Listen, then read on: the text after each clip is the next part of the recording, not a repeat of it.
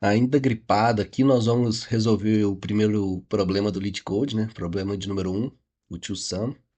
E é até simples, mas a solução que a maioria das pessoas mais iniciantes tem não é uma solução ideal, né? Porque até aqui no próprio problema ele fala, se você consegue trazer uma solução que o desempenho seja menor do que Big O de n ao quadrado, então essa solução aqui geralmente é que as pessoas pensam mais fácil, né?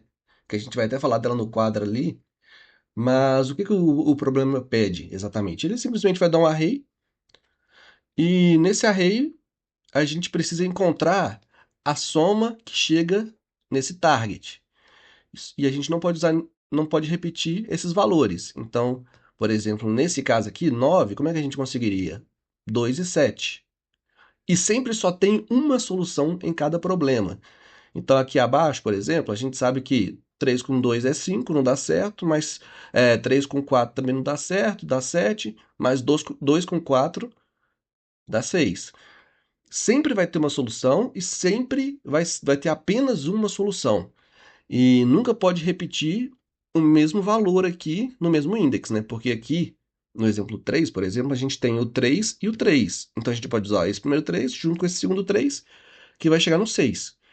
Então qual que seria a abordagem que a maioria das pessoas de primeira pensariam e qual que seria a abordagem ideal?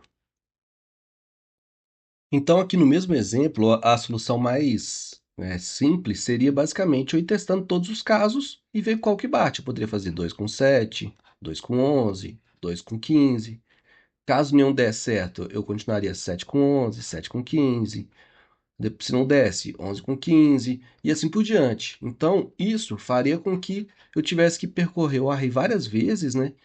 E eu tivesse que fazer um for dentro de outro for, que geraria a complexidade de O n ao quadrado, que até resolve a questão, mas a questão mesmo fala para, né, se possível, a gente trazer um resultado diferente disso aqui, menor que isso, né?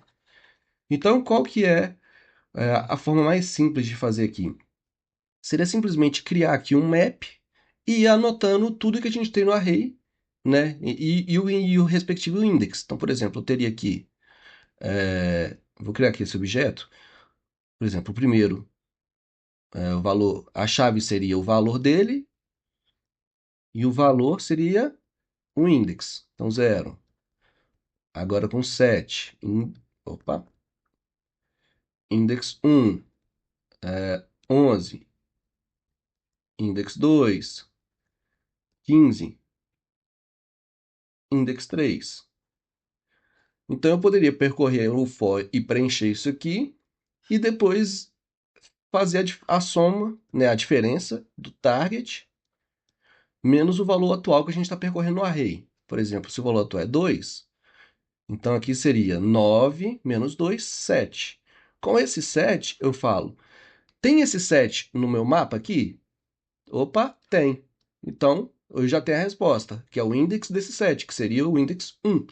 Eu pegaria o index daqui do 2, que eu estou usando aqui na conta, então 0 e 1. Esse seria o resultado. Porém, fazer dessa forma que funciona, tem um desempenho bom, só que eu teria que percorrer o array uma vez para preencher aqui o meu map, e depois eu ia percorrendo até encontrar o valor que eu quero, né? Que aqui no caso, target menos o valor atual do for, eu teria que achar esse valor aqui no meu map. Então, para fazer tudo de uma vez só e precisar percorrer o array apenas uma vez, a gente pode fazer assim, ó.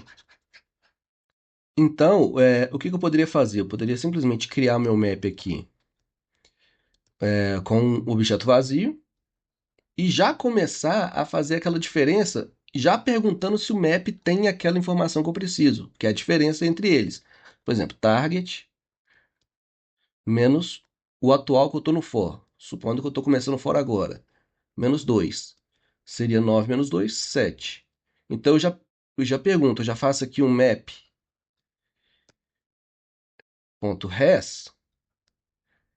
e pergunto, tem o 7 nesse res?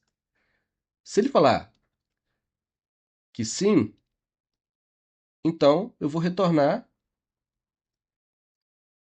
o valor do map, né, o valor da direita dele, que seria o index dele 1, com o index do item que a gente está no array, que é o index 0.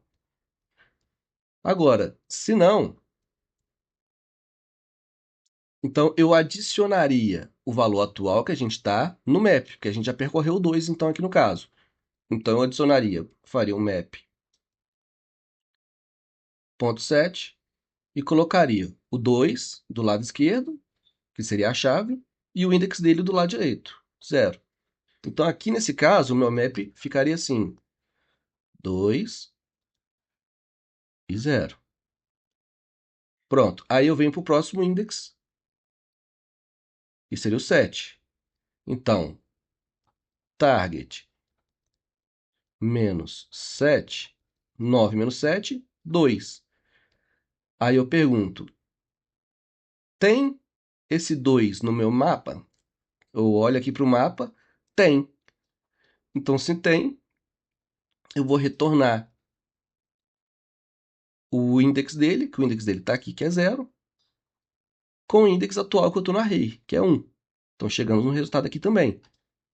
E lembrando que o problema ele não importa com a ordem que vem. Então, 0, 1 e 0, ambos são resultados corretos. Então, é só a gente fazer isso no código agora. Vai ficar bem pequenininho, bem simples e vai funcionar muito bem.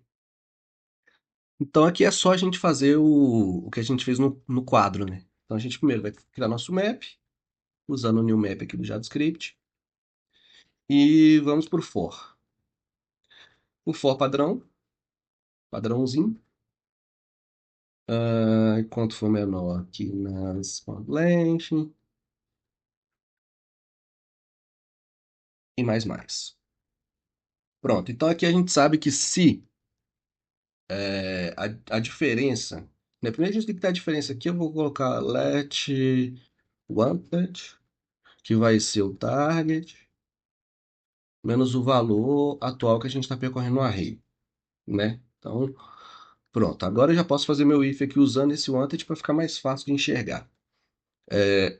Se o nosso map tiver esse valor que a gente quer, wanted, então a gente já vai retornar o resultado, né, que seria um array com o valor à direita do nosso map, né, que a gente quer o index. Então, seria fazer um get wanted e o index que a gente está percorrendo no momento. Pronto, aqui já está o resultado. Caso não entre nessa condição, então a gente vai ter que setar no nosso map o valor e o index atual que a gente está. Então, a gente vem aqui, set, a gente vai setar do lado esquerdo o valor e do lado direito o index. Pronto. Então aqui ele vai percorrer. Se ele achar, ele já retorna. Se ele não achar, ele adiciona e percorre de novo, até ele achar. Nesse problema, ele sempre vai achar e sempre vai achar apenas um resultado. Então agora que é só rodar os primeiros testes para ver se vai dar certinho.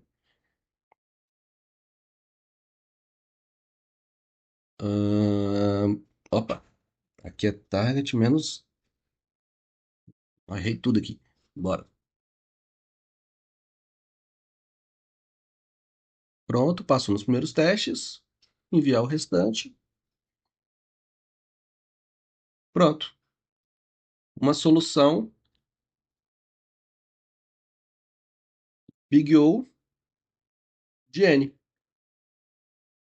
Se a gente tivesse feito percorrendo o array inteiro e preenchendo o map, também seria Big O de N, né, no final das contas. Só que seria 2N, porque a gente ia ter que percorrer o array duas vezes, né? Então, assim, a diferença é pouca, mas quanto mais otimizado, melhor. É isso aí, me segue no LinkedIn, me manda pelo menos 750 a 850 reais no Pix. Um abraço.